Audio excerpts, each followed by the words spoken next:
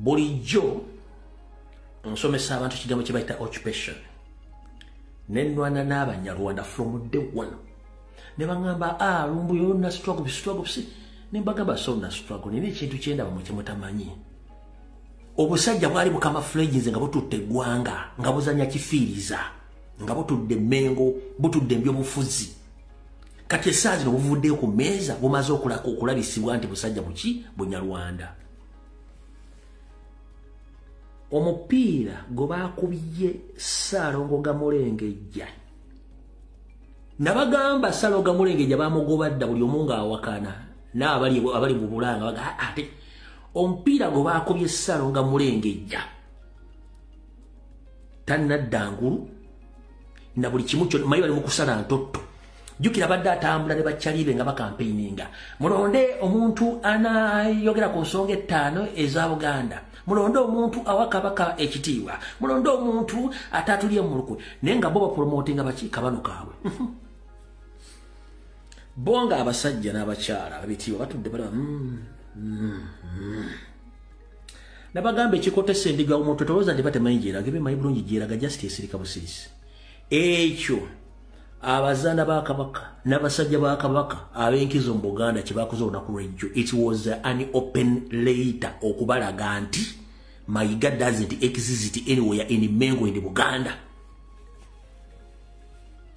Ssaalongo Gamulengejja is out of service at the moment. Ne bwanaddamu n'akola ekintu kyonna is out of service. Buli kimu akitegedde bulungi.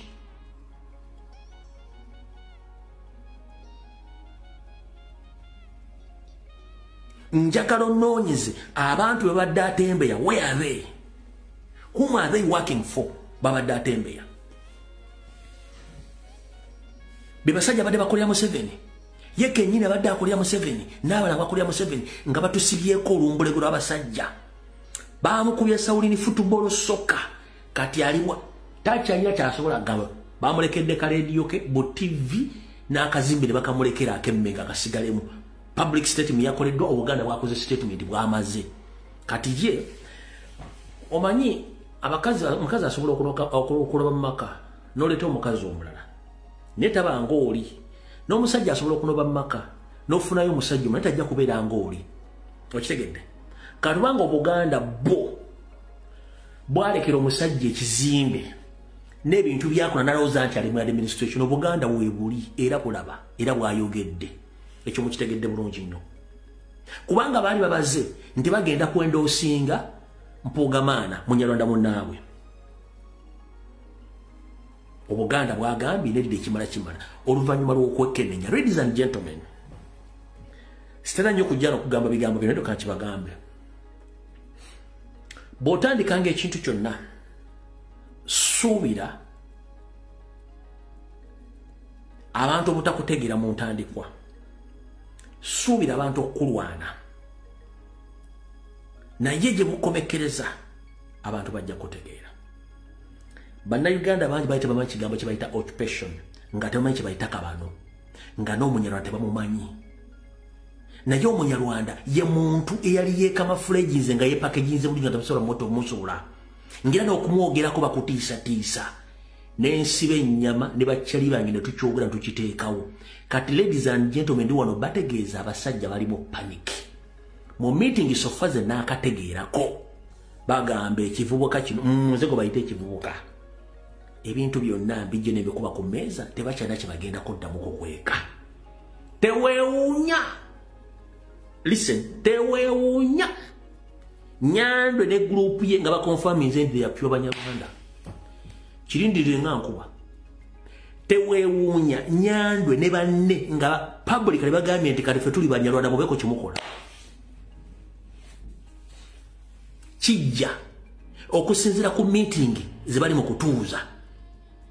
Olw'ensonga government erimu divisions by indigenous bagamba wait a minute.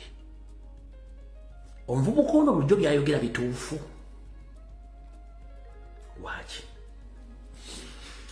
Museveni bwe bagenda kuwa omulimu bajjajjaffe ne bakitaffe tebasooka kitegeera lulinga bano abasajja bakawamba. Museveni agenda okuwa omulimu ng'amaze okufuna profile yonna gwani, kitaawo yaani, maama wo yaani, bakuzaala ludda wa gwani. Kati asobola okukuwa ng'akyakuuma akafansonyi kali nti Muganda Musoga Mutoro Munyankole n'akuwa neggwe towangaala mu kifo ekyo. Mumpulirize, gwe towangaala mu kifo ekyo ky'abaakuwaddemu ky'abaakwazise. Bo abaawe ne bwajja ne linnyanga Ttoro, ne bwajja ne linnyanga Liganda, ne bwajja ne linnyanga Linyankole nga mukozeeko kye tuyita profile background check nga Munyarwanda alemera mu office emyaka gyonna era aba n'obuyinza obusukka ku bwa bannaabwe akiwakanya muwandiika no si kituufu. Akiwakanyamu wano wandika ntulumbu y'olimba. Yensonga lwaki bw'oyita mu government offices abasingamu obungi the long serving officer ne wabulanga simanyi nakyonyi si nakyonyi no. Ne bw'omulaba nga kasaada oyo si kasaada. Ne bw'omulaba nga abooli oyo si abooli no. No, a big no. Kino njagala kikutegeeza olwaleero. Buli Museveni gwe yazikako obuyinza nga gavumenti yakatandika abaali ba indigenous abamu babatta abalala bajja mu bifo ebyo babakookonyako bukookonya. Abaludde mu gavumenti nga kati mwebali babalinako profile so tebakulya ssente mbu buli ali mu gavumenti ya Museveni tamumanyiko history. 90% bonna Banyarwanda. Gobana gamba nti bamuzaala wali Gomba, ne banaga nti bamuzaala Mpigi, ne banaga nti bamuzaala Masaka, ne banaga bamuzaala Mityana, bonna 90% Banyarwanda. Mbadde mukimanyi mukinoonyerezeeko.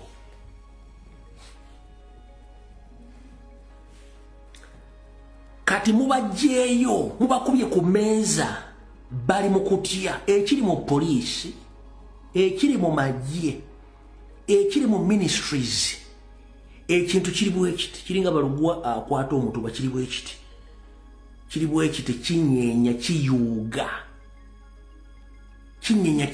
kubanga abantu bategedde. Muganda wange bwe mutavayo kwogera ku nsonga zino mu kigambo kye mbagamba we are under occupation and we should fight the foreigners. We are not led by indigenous. Yesterday during my live session on Sunday I played a single video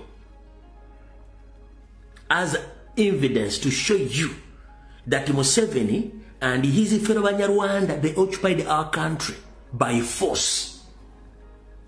They camouflaged as indigenous, but they are not indigenous. That's why each and everything they do in Uganda doesn't last for long, because they know where they are going to invest their money. Tebakola bintu byansi. Lwaki tebakola byansi? Bakola byabwe.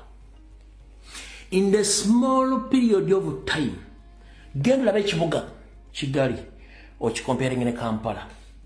Abafuga Rwanda bava Uganda. Abafuga mu government ya Museveni bavaawa. They are nowhere to be seen. Tebalina history. Bonna bava mu camp.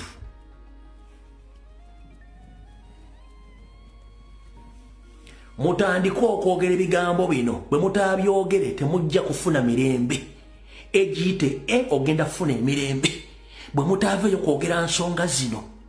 Fedda Nazzikuno nga baliwana bayinza okusobagana ku nsalo z'ekibanja ne batuulanga abantu ne bakkiriziganya ne kiggweeraawo.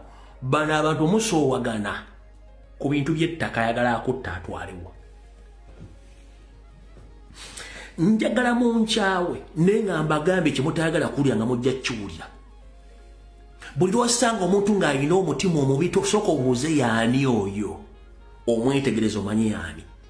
Natural Abasoga tebalina mutima mubi. Abaganda tetulina mutima mubi.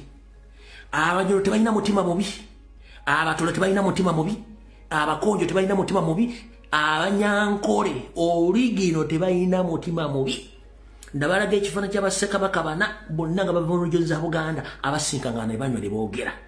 Antiiro bano abasajja bajja ne batandika okwawulamu ebyana n'ebyana. kati gwa ulyanga chenjogera kikyamu sirinaayo nsi ndala gye ngenda kufuuka munnansi Uganda ye yange ani antwalako ettaka ani antwalako ettaka munyarwanda ani anzita munyarwanda Chief Magistrate atudde mu kooti okusiba Eddie Mutwe munyarwanda omuwabi wa gavumenti avunana Eddie Mutwe munyarwanda gwavunaana munnansi agenda kukolera ku instruction so si ku mateeka under the occupation ebyo byonna bibeeramu owa poliisi akusiba munyarwanda akutulugunya munyarwanda munnansi ajja kubeera n'akafansonyi nti ono omwana waffe ne bw'aba alina erinnya Ganda nga public prosecutor taba muganda mwenna mbadde mu kooti gye batuteba Eddie Mutwe omukyalo ono bamuyita Nambuya I doubt obuganda bw'omukyalo ono omuwabi wa gavumenti I doubt obuganda bwe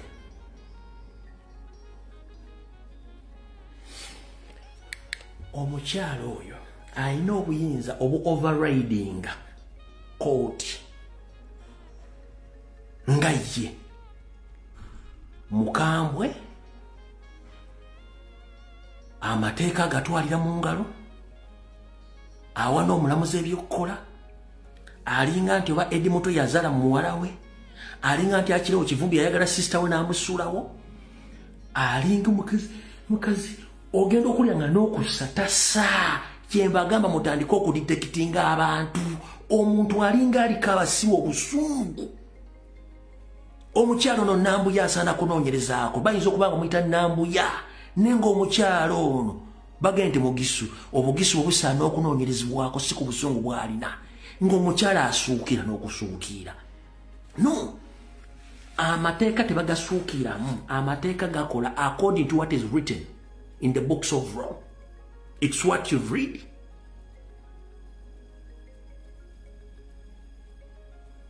Because it is there. It was written. Basing on the case. But this lady, he overdrives the judge. He controls each and every person in the courtroom. As if he's more interested in the case than any other lawyers in that court. Mugende ku page ya Swabula Omukisa mulaba mukyalo ono ali biased aina hate no bwaba Mugisu asana kunoonyerezaako Bugisu bwe ekintu kino mukinoonyerezeeko mujja kitegeera kati awo tuvuddewo kyenjagadde obbalaga under occupation kyembasomesa okuva ku wero C1 abeera munyarwanda LC2 abeera munyarwanda LC3 abeera munyarwanda LC5 abeera munyarwanda MP abeera munyarwanda lawyer abeera munyarwanda omulamuzi abeera munyarwanda owa polisi akwata abeera munyarwanda avunaana wandika emisanga abeera munyarwanda omusazi w'emisanga abeera munyarwanda abali mu magye babeera banyarwanda gwe kye bakukola kye bakuggyako okutegeerako gemanya n'okumanya ennimi zammwe unfortunately under occupation nakibasomesa ne bagamba nti mulimu ebintu bino ebiri bwammanga mulimu organized criminals abaziba emisango abeeteekateeka obulungi nga baziba amisa bakita organized criminals ne kye bayita organized crime obumenyi bw'amateeka obuteeketeeke kati bye bintu ebirimu under occupation mukinoonyerezeeko bino bye mbagamba teri oyo agenda bibasomesa teri munabyabufuzi agenda bibasomesa wano ngenda bibategeeza mbitegere bulungi under occupation buli muntu wootuuka mu kereziya wadde owuliranga omusoga oba omuganda olina omwetegereza nnyo n'obuvu obwo n'obuddo ayinza okuba nga waabwe mu kyaki mu kereziya mizikiti mu banka buli kimu be babaawo kyovula nti bw'ojja mu ofiisi n'oba nga olina kyoyagala nga yalina kimala n'akwata essimu oba asindika message asooka yeebuuze kubanga tasobola kukola decision bajja mugamba wakoze yaki. Mu kigende n'abalamuzi abali mu kkooti essaawa zino tebasobola kukozesa amateeka kuteeka amateeka mu nkola bamala kufuna aga court adjandi musooke mu mpepo sabbi ejja kudda oluvannyuma agenda kufuna instructions tebakyakolera ku mateeka. Kati nkunnyonnyodde mu occupation mubeeramu kye tuyita organized criminals, abamenyi b'amateeka abeeteefuteefu abateeketeeke obulungi ng'emisango bagikola nga miteeketeeke bulungi. Kiki ekiri mu Uganda? Nkikusomeseza organized criminals bakusomeseza. Government ya Museveni geje babyemu eggwanga obateeka mu kifaananyi ki? Omwana yazze n'agamba amalwaliro gonna mafu teri kirimu. Nabbanja n'agamba mukwate kubanga Nabbanja aprotectinga Dana Atwine ne Ruth Acheng. Those are the organized criminals. Kati nkuwadde example. Munamuli yazze n'agamba wait a minute, eddwaliro ly'e Kayunga ne ly'e Mukono temuli buli kintu kyonna kirimu. Namayanja n'agenda, Nabbanja n'agenda n'atuukayo ng'omuvubuka byeyogedde bituufu, but yabadde alina okuprotectinga abacriminal banne, fellow criminals, n'agamba omuvubuka bamukwate nga protectinga bali ababbi abadde balina okuteeka amalagala n'okulongoosa amalwaliro ago okuli Ruth Acheng ne Dana Atwine. Nkuwadde example y'organized criminals bwe batyo. Mu organized criminals yensonga lwaki Lukwago akubagana ne Hamu naye ng'ate bakola ekintu kubuzaabuza bannansi ng'ekintu bakikola bakimanyi. Those are the organized criminals. Ne babba ababaati ne bagamba bano babbi ababaati babbi banabwe baba defendinga. Mpuuga nabba ssente babbi bannaabwe mu gavumenti ne badefendinga Mpuuga. Ekibiina ne kiwandiika nti gunne gundi aveemu office eyo kubanga tali mu interest zaffe. Babbi bannaabwe ne baba defendinga. Those are the organized criminals. Ndowooza nkiwadde bulungi ekyokulabirako bulungi mukitegedde bulungi nnyo. Under occupation. Kati organized crimes eziruwa. Oyo ajja kujja n'ekyapa agambe nti wano wange ajje n'ekyapa nga naawe olina ekyapa. Mugende mulandizi nga yafuna ekyapa. Wekubira enduulu ku poliisi gwokubira enduulu ku poliisi agamba nze ensonga z'oyo sizisobola. Okubira RDC nti ayo sijja kujja. Mu kifo ky'okugamba nti kale kankompasating oveewo bagenda kuleeta tractor emenyewo. Poliisi egyewandiika eddamage ezeegende osigale mu bbanga. Otegedde bulungi nnyo? Ye yenkola. Those are the organized crimes. Ng'emisango gyonna miteeketeeke nga bagiteekateeka bonna babbi. Mukitegedde bulungi nnyo? Yensonga lwaki Bukyanga Museveni ajja since 1986. All of the assassinations is of a politician, by businessmen and women, by serving government officers, omuli n'abaaka bana battiddwa temufunanga report lwaki. Those are the organized crimes. Mufunye ebyokulabirako ebituufu. Manyi nze saagala kuvaano nga totegedde bintu byenkugambye. Jeje emisango emikole nga miteeketeeke. Since 1986 assassinations ezibaddewo zonna temufunangako report lwaki. Kubanga abazikola bali munda mulinga emisango bagikola miteeketeeke. Bulijjo mu kyebuuzo kibuuza. Nombi bagamba organized crimes eziriwa zeezo. Tebasobola kuwa report. Tebasobola kuwa report. Nabbanja azze mu parliament yagambye lindako. Wait a minute.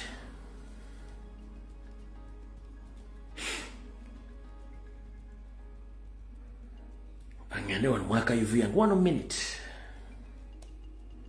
1 minute. One minute please. 1 minute. 1 minute please. Mpeda chike. Nabbanja azze mu parliament bamugoboza Kibalamaalwa. Tukubye enduulu tubuza Kibalamaalwa. Nabbanja najja n'agamba bw'ata. But we are fortunate that Kibarama was stressed. He was arrested recently in October in a place called Kakiri, and he's one of those that is claimed to have killed police officers in Chiboga, Wakiso, and other places. Order for my brother. He keep insinuating that I have the blood of Chibarama. I have what? When in actual sense, I'm not a security, but I is in order. Thank you. Those are the organized criminals. Nga bakola organized crime.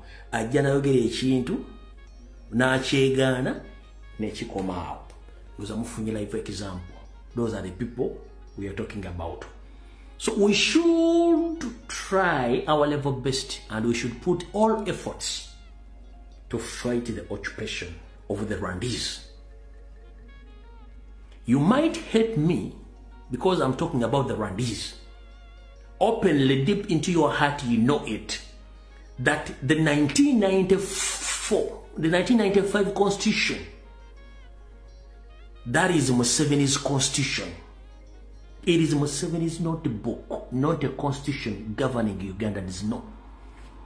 Our original constitution, it was written and written and handed over to Ugandans. The constitution of 1962. The 1995 constitution is Museveni's notebook, whereby he even went on and included the tribe of Banyarwanda, where he didn't even differentiate which Banyarwanda in that constitution.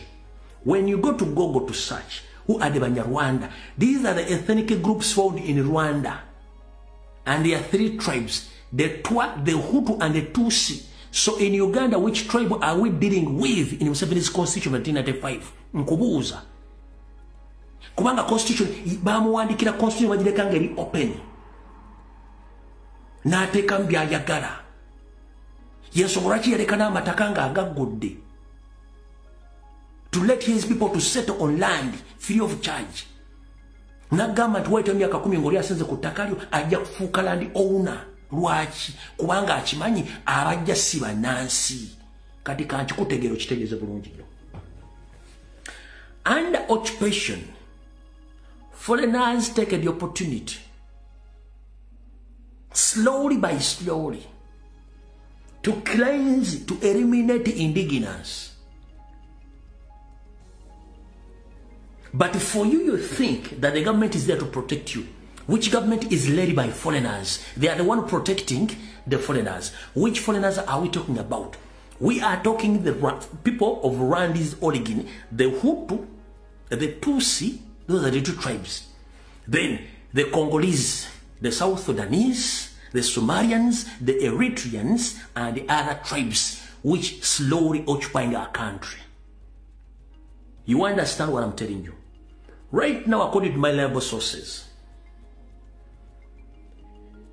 General Salim Sarako Andanaho, with the help of NIDA and the Minister of Internal Affairs, they are importing the South Sudanese nationals in big numbers into Uganda. They are registered in Bombo barracks. What we're going to say was, General Salim Sare, ngayambise ekitongole kya NIDA ne Minister of Internal Affairs, so far bakayingiza abantu abava mu Sudan abasukka ne 5,000 plus. Nga baleta basi ne motoka z'amagye nga ziyingiza abantu bano nga bawandikire bombo. Babawa national identification kuba bebeetaaga okulonda. Abasomali as well, Aberitrea, Ethiopia, Abanyarwanda, Abakongo. Etteeka lya Uganda ligamba nti omugwira inateekeddwa kufuna ttaka litwala for good oba permanent alina kubeera ku lease. Wetwogera abayindi balina right okugula ettaka permanently. That is against the constitution. Abachina bagula ettaka permanently. That is against the constitution. Abanyarwanda bagula ettaka permanently. That is against the constitution. Azoro Aberitrea, Ethiopia. For evidence, abadde ku internet abali mu Europe musanga nnyo aba Ethiopia n'Aberitrea n'Abasomalia bagamba tuli eno mu Europe tukola se tuzisindika Uganda kubanga we have a right of buying land permanently, we have buildings, we have businesses because we are now becoming Ugandans. Atatna kirozaako nakitegera ogira webaka aba Ethiopia Aberitrea abali n'Abasomalia bali mu Europe bakola sera bazisindika Uganda bagula amataka bazimba ebizimbe bagamba nti mu Uganda it's their second country. Nenga constitution egamba omugwira totekeddwa kuba na ttaka mu nsi eyo ettaka lya bannansi. Ndowooza magezi gaze.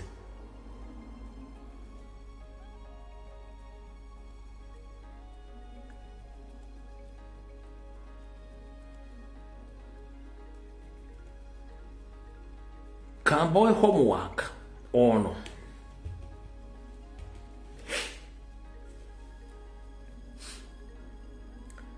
nze natandika wano okuba abantu abo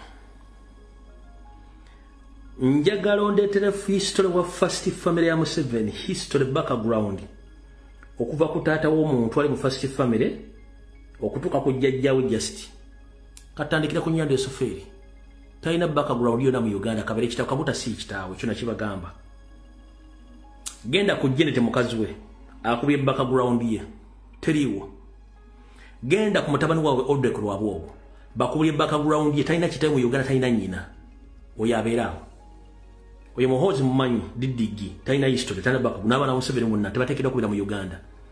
Janku Salimu Saleh is supposed to be in Mogadishu, Somalia as we speak right now. Simuna talina background mu Uganda talina kintu kyonna kyefaananyiza kubira mu Uganda but is a mafia boss. Genda okole research ku bantu abo bonna tekuli ayina kitaawe. For your information kati musooka muwulire mugenda kunyiiga.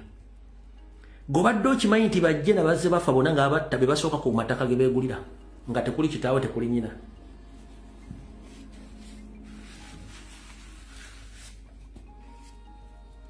Nga basawa na bese bagenda omuziika bajje na bonna abadde bafa nga bava mu 1986 bonna basinga obungi yasooka ku kijja. Njera kubuza Gwanda besawa zino ekijja kye wamwe okimanyi bulungi nnyo. Oyinza okubeera ko bajjajja basatu bomanyi bakumala oba babiri bakumala Museveni talina de jjajjaawe talina de kitaawe ne Janet munoonyereze ku lwabo talina Salimu Saleh talina but they are one running that country.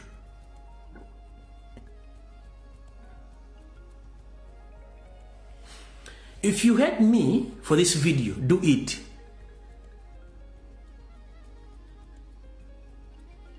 Bobo mparana olwa video eno mparana emirundi gyoyagala okumparana nengenda kugamba amazima ate gajja kuluma ojja gategeera nkugambye bonna bajjeno abaava mu nsiko mu 1986 ababadde wazi bafa be basooka ku kijja baziika tebalina background.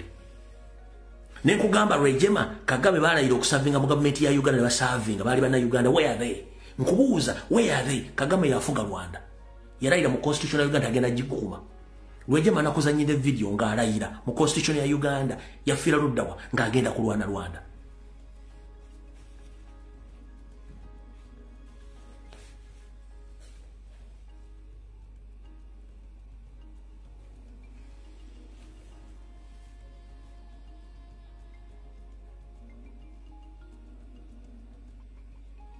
Njagala kusibira ekifaananyi kino kitono nnyo. Wali owuliddeko eggwanga lya Kenya nga ligamba bannakenya bali mu Uganda bagenda kwewandiisa mufune endagamuntu. Wali owuliddeko eggwanga lya Rwanda nga zigamba Abanyarwanda bali mu Uganda mugenda kwewandiisa mufune endagamuntu. Wali owuliddeko eggwanga lya South Sudan nga Abasudaani mugende mwewandiisa mufune endagamuntu. Wali owuliddeko eggwanga lya Tanzania Abatanzania bali mu Uganda mwewandiisa mufune endagamuntu. Lwaki Museveni ajja mu diaspora n'abasinikirako ebinnyo nga bawandiisa endagamuntu kiki? He's trying to collect or to gather data. One, agenda muyambisa mu kulonda. Secondly, ayagala kumanya population y'aba indigenous mu diaspora imiridde etya.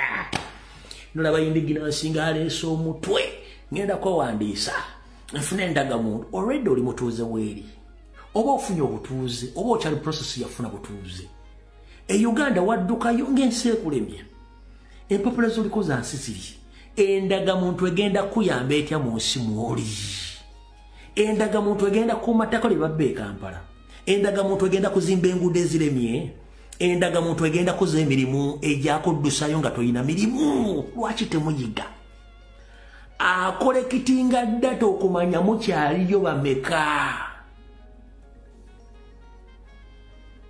nakino kankikugambe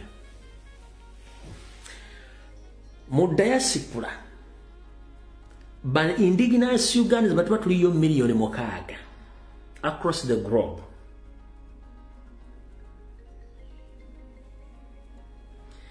emitwalo 5 ku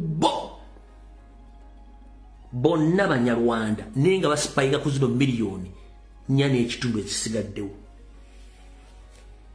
enchikuddemu kiwulira mu diaspora batuba tuli miliyoni 5 across the globe Bannayuganda emitwalo 5 gy'Abanyarwanda gisipayinga ku miliyoni 4.5 nenga abasipayingako balina amannya gafaanagana agammwe mu community mwebali batambuza obutwa bawayo information babakolako buli kikolobero nga temumanyi ekyo nkigambiro kitegeere bwe tuba nga tuli miliyoni 5 across the globe na Uganda waliwo emitwalo 5 nga gy'Abanyarwanda nga gisipayinga ku miliyoni 4.5 ezisigaddewo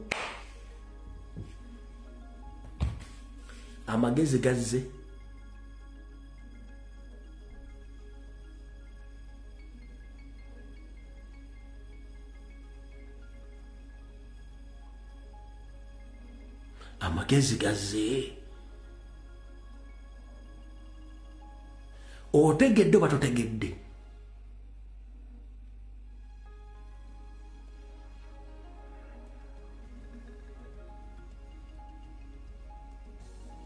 wegendereze nnyo abantu abafuula obulamu nga buli ize nnyo mu nsi gye muli nga bazimba culture efaanagana ddala n'eye Uganda nga bweri okuba endongo okukola babacu clubbing meeting biki what is their purpose nga mukola 24/7 ask you a question who are those people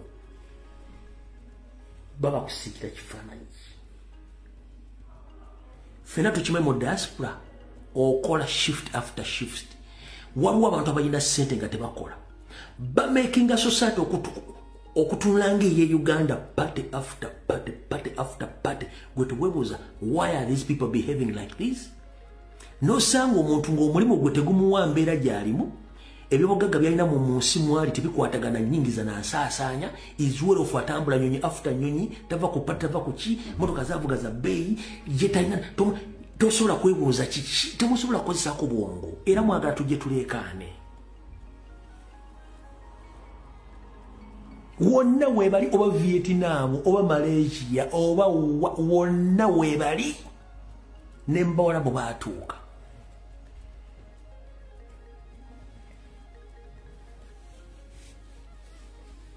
njagala kubulirano ka bulaza mu wiiki oyinza okuba okolamu essaawa ze simanyi naye ng'olina okuwummulamu essaawa z'olina okuwummuzamu obulamu obwo nazo ne wewaliriza ogenda ozikole ojjuze olw'obuvunaanyizibwa nini wabeerawo kyali nga gyeri waali tava ku nnyonyi tebava mu pate bambala bakola buli kimu batambula nsi ku nsi obulamu buli ize nnyo bakola buli kimu bali ku mortgage after mortgage ng'ebintu bitambula bulungi bakola pate after pate baorganizinga kino n'otokubuza bano bakola luddawa nga gobudde bw'olina bambi oyinza n'okuvaayo n'otula mu ntebe awo olwoga kansooka empumulemu otule n'okutwala olw'okuba nti ebulaya teri babbi ozuuka epo yeekuzuukusa nga ki ekikwebasa kubanga kyali wange okooye okola nnyo naye nga bagayi tebakola Cliff Kanga Vagaye bakola 48 hours per week. Yes, 48 hours per week, but waliwo agamba kanchikube mu normal hours, the normal days nga badde chikube Uganda. Nothing to do kuba no covering ebintu bingi nnyo. Kati omuntu agamba tengenda chikuba paka kola bubi. Ofuna obudde obukola ebintu bana abantu bakola. Njagala mutandika okuzukwezula mulaba abantu mutambula nabo. Mutamanyi state bwekola ngerimu occupation. Muganda nge mudde musome ekigambo occupation kyemba somesa. We are occupied. Sente zisinga obungi from 1986 up to now. Museveni azimaze mu kusipainga ku banna Uganda. Basobodde otuusaako mukono abase. Baatannafuna akyabanoonya. Abali ku ground abadde boogera abase.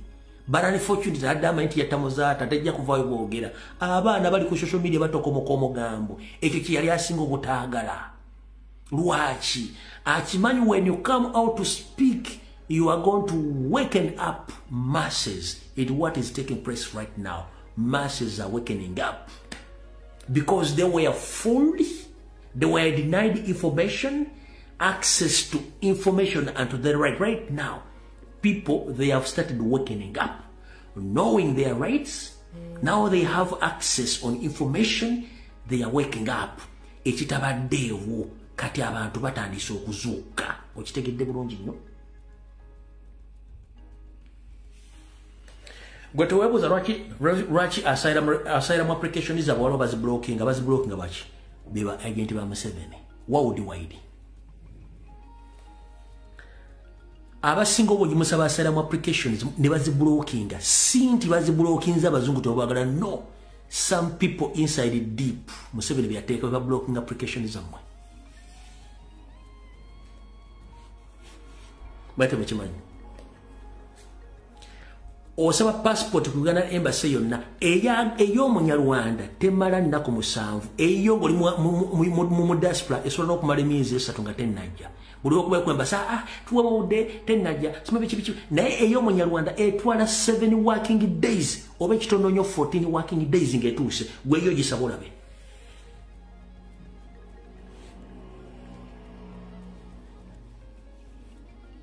Bona otya okwogera omwana ogenda mulekawa. Gwe kenyini ogenda sigalawa.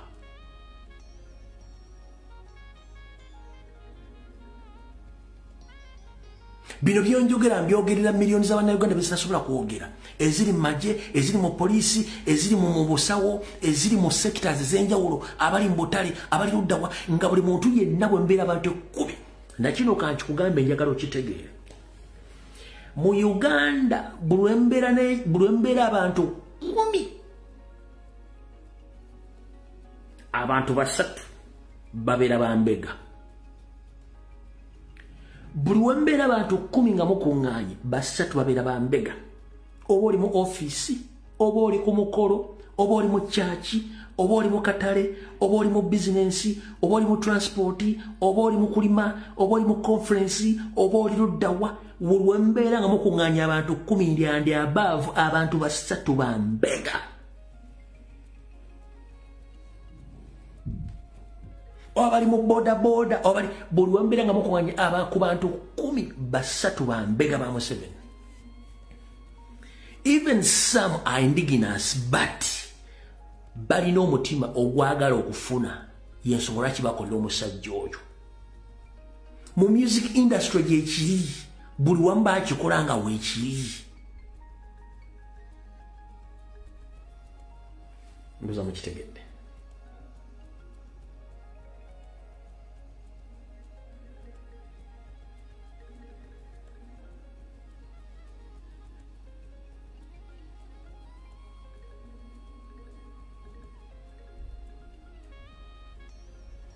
Nga nfundikira wano.